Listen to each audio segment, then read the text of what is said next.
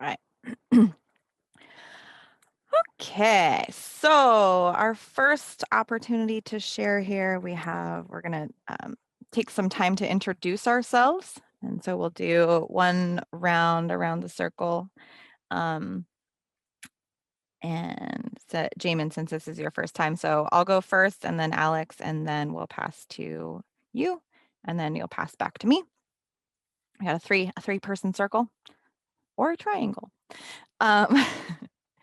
So we'll do our introductions. Who are you? Your identity statement. Where are you? Your land acknowledgement. Why are you here? Setting your own intentions, and then sharing what any celebrations that you have.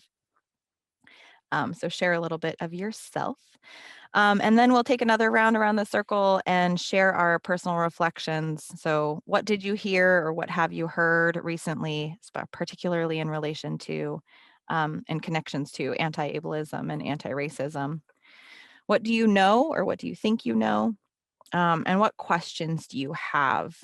Again, so this is going to help us set our intentions and kind of get us focused on a particular line of inquiry for this gathering or for this cycle of gatherings. So I'll go ahead and get us started.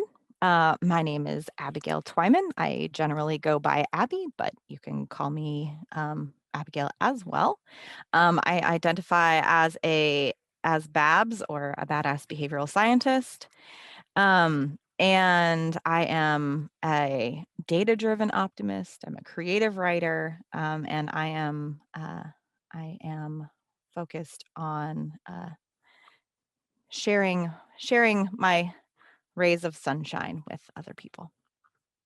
My land acknowledgement, where I am. So my partner and I and our little dog Zeppelin, we live in Knockety Bay, Alaska, which is on Prince of Wales Island, which is located in Southeast Alaska, which is known as Tlingit-Ani, the traditional homelands of the Tlingit, Haida, and Tsimshian people. And I pay them honor and respect for stewarding this land that we're on. What am I celebrating? This week, I am celebrating the fact that, as I mentioned before, my doors are closing, and in my past, when doors have closed in my face, I have been my initial response has been to fight that closed door and bang and push and break down that door, because how dare you get in my way, door. And I am celebrating kind of having a different perspective and a different approach, and kind of understanding of what a closed door means. A closed door no longer means to me something that I need to break down. It means that that path wasn't for me. And so I'm kind of celebrating that understanding and kind of celebrating being able to step into my life in a different way, and show up in a different way, and seeing the doors that are opening and the paths that are opening before me.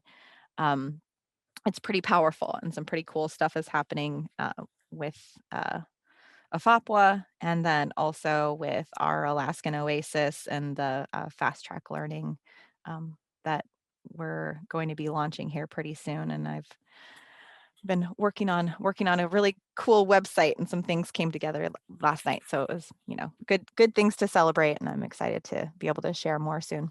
So that's where I'm at today, and I'll pass to Alex.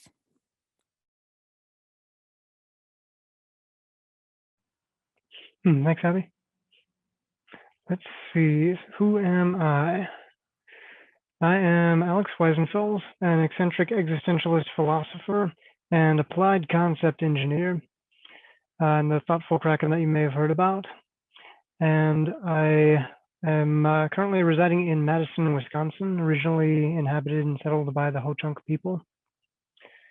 And I am here to help people frame situations constructively and communicate with each other, and dispel all the confusion and misunderstanding that people allow to just build up. And celebrating. My motivation of celebration is maybe a bit underdeveloped, but because right now I'm celebrating that I'm in a stable situation which is really only limited by myself. That's actually a really good place to be. So I'm celebrating that I have the positioning and the tools that have been developing. They're finally ready to reach out and switch from observing and collecting information and integrating it all to actually taking stands and not sure what the appropriate phrase is here. Taking risks, sort of, more like being assertive, more or less. Yeah, things related to that. You can see I need practice. And yeah, that's what I've got going on for the past few weeks. And a pass to Damon. Thank you. I had a lot of thoughts coming up about how I need to develop a cool identity statement like you all have. So hopefully by the next time we meet, I have a cool one. But some things that come to mind is I would say that I am a philosophical badass and also a scientist. I am an enthusiastic dog parent. It's a huge part of my day-to-day. And all in all, a lover. As far as my land acknowledgement, I am in Chicago, Illinois, and I am here. I really want to be part of the solution and not the problem and continue to bring awareness. And my intention is to empower folks to like be free to be themselves and to create an environment that does that.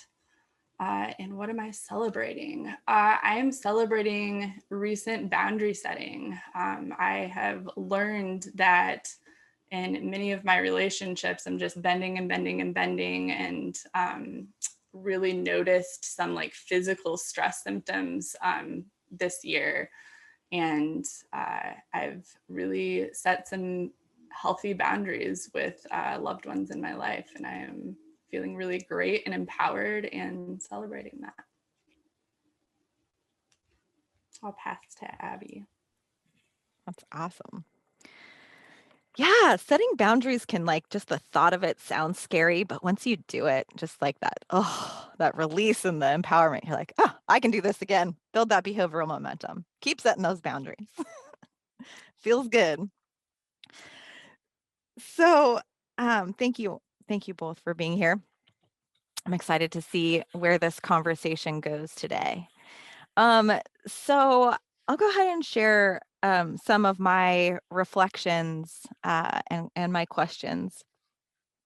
So I've, with the news of DMX dying, and then also with the news that that Danielle shared with me in relation to one of the people that and families that she serves. Like I just really started to have, and also I don't know if either of you have been following it, but there's also the trial going on that started last week or the week before for George Floyd's murderer. And so that's bringing up a lot of thoughts. And I kind of keep going back to this idea of addiction, and it's like the connection to addiction and substance abuse with our broken systems, and how those things are interrelated. So our broken systems, abuse, oppression, neglect, And it's, I don't have, like, it's all interconnected, right? It's all very interrelated. So then when I went to that event this morning and was able to listen to Tony Biglin talk about kind of his, his work and kind of where he sees is like the kind of the core of some of a lot of these issues. Um, it was related to the environments that we're creating and promoting. And so, we have most of our social environments are kind of would fall into that coercive category, right? Using aversive behavior to control the behaviors of others, getting others to, fit to our mold, what we want, as opposed to creating conditions that are nurturing of nurturing the development of individuals as individuals, um, and to kind of create a more robust and healthy society. Um, so the questions that came up for me were, what's going to change the narrative? Because this has been the narrative. You look at the data for, the past couple hundred years, and it's like, has there been progress made? Sure, there's, an upward trend in some things, but there's also a downward trend in some things. Are we there yet? No, we're not there yet. And so we still have a lot of work to do. But our approach has been controlled by the coercive social environment, right? Don't say anything, don't do anything, because if you do, there's punishment to be had for trying to, create change. Just accept this, kind of this idea that we need to just accept the status quo and don't push too hard because people aren't ready for change. And I want to kind of figure out how to shift that narrative, because to me, it's just BS. That's just an excuse for not doing something. Yeah, is it going to be hard? Sure, of course it is. Is it going to take coordinated effort? Absolutely. Is it impossible? No, it's not. It's a choice. We do have the responsibility, and we can act. So the other question that came up for me is, who are the people and the organizations working to affect change? What are they doing? Like, what are they focused on? And how can we get involved, and how can we support their efforts and amplify, work to amplify their work and kind of push for more robust and sustained change efforts? And then my final question that I had was, how can I take ownership? Like, take ownership for my past behaviors, take ownership for my past non-behaviors, so inaction, and the kind of the violence that I have perpetuated through silence. And then what steps can I take to commit to future change, and with a more, not just of in a day-to-day basis, but a more focused and organized way. Like, what is it that I could do to promote change? So those are my kind of first round of reflections and questions. So then I'll go ahead and pass to Alex.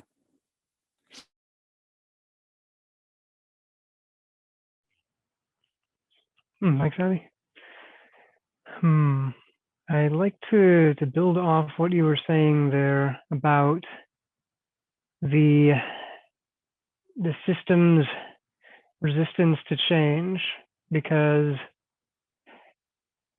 I've come up with part of the toolbox involves a vocabulary for expressing those forces and how they came to be and what we can do about them, just framing the situation.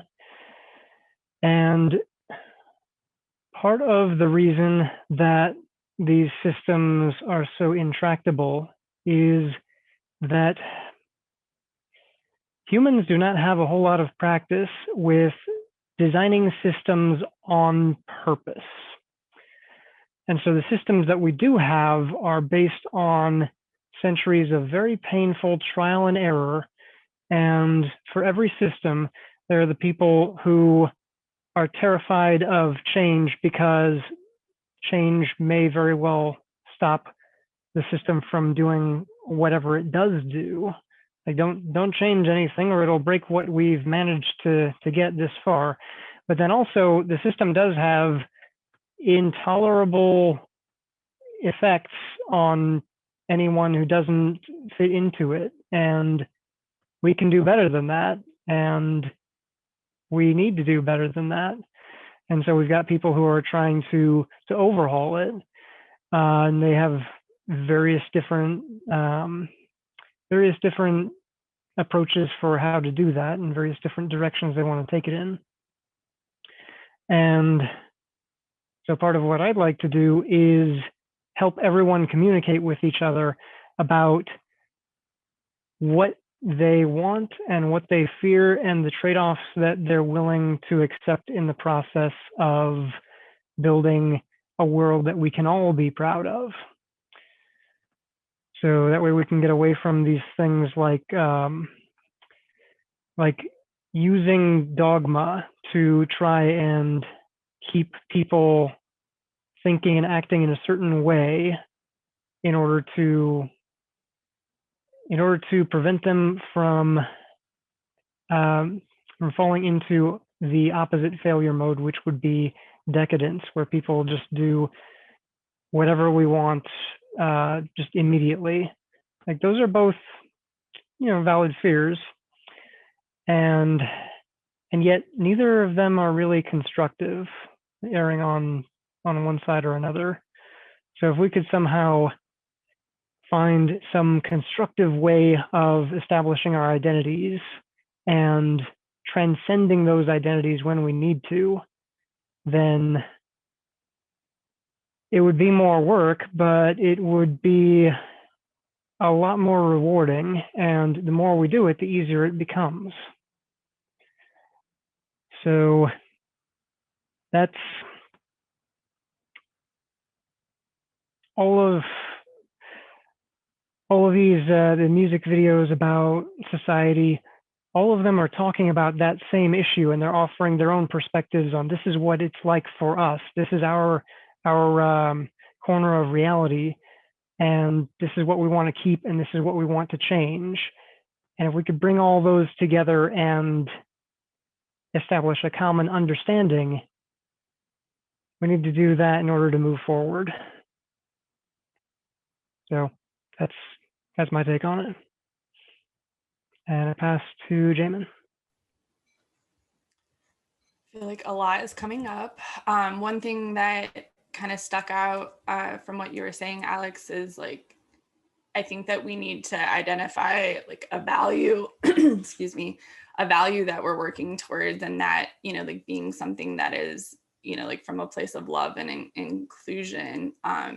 Because I think from there we can develop precise systems instead of all of this haphazard trial and error.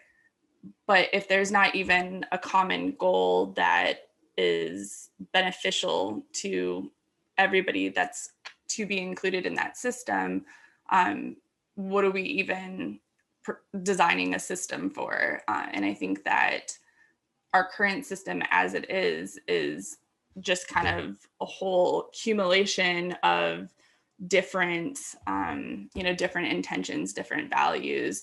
And I think that that's why we're getting what we're getting. One thing that really came up for me just listening to both of you all talk and kind of reflecting on the issue of addiction is just it makes me sad, the lack of understanding and empathy and just motivation to try to understand, like why might somebody be in that position? Why might this be happening? And the research is there. We know things like Rat Park, like when people have enriched environments, there's, less problems with that. Yet so many people are kind of stopped at that, like stigma and judgment and lack of understanding and being able to kind of empathize and perspective take. And I'm not sure what the answer is to to get to point B. One other thought that I had is that, something that I get told a lot within my family when I'm talking about social issues is, like that it's idealist. And I wish that as a community, we could see the possibility of things being better, because I do think that a lot of the inaction is just an inability to see that the system is all arbitrary and, it's a social construct, and we have the power to change that. So I wish that we could see that as a reality, and see the possibility there to establish a common value. I will pass to Abby. Thank you both. Yeah, those are some really strong points came up. And Jamin, what you just said about the kind of the response that you get from your family, that it's like, oh, it's too idealistic. We can't focus on that. We've got to, we've got bigger problems to deal with right now. Or that's in, there's, get that out of your head. We can't deal with that. I feel, it seems to me like there has to be some sort of connection with this kind of chronic stress state that that our society kind of functions in, right? So if we're all functioning in this chronic stress state, or as I don't know if either of you have done read any of Dan Siegel, he called like the flipped lid state, right? So it's like when we're integrated, when everything is, we're in a calm, supportive environment and our brain is, fully connected, and we're able to kind of think about the future and envision things. But, if we're in a stress state and our lids are flipped, like we're in that fight, flight, freeze mode, right? Where it's like, we can't stop to think about what the future looks like, because we've got to focus on what's right here. And and I see that as all interconnected, right? If we're living in a coercive, aversive social environment, as opposed to a nurturing, pro-social environment, like we're going to see patterns of behavior that are counter to the long-term vision and the long-term goal. So, that path of identifying our common values, what are our common values, what are our shared goals, what are our shared fears, and like Alex, you were saying, like what trade-offs are we willing to make? Like those are the conversations that we need to be having.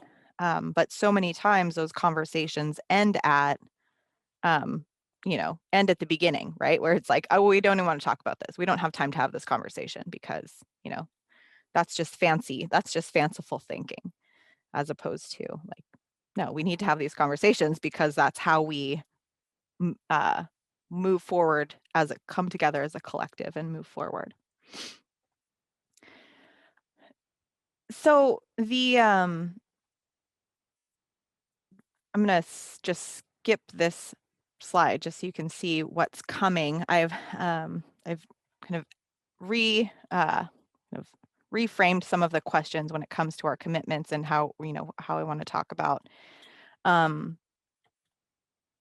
how we want to kind of frame this concept of ableism and kind of what we're doing here.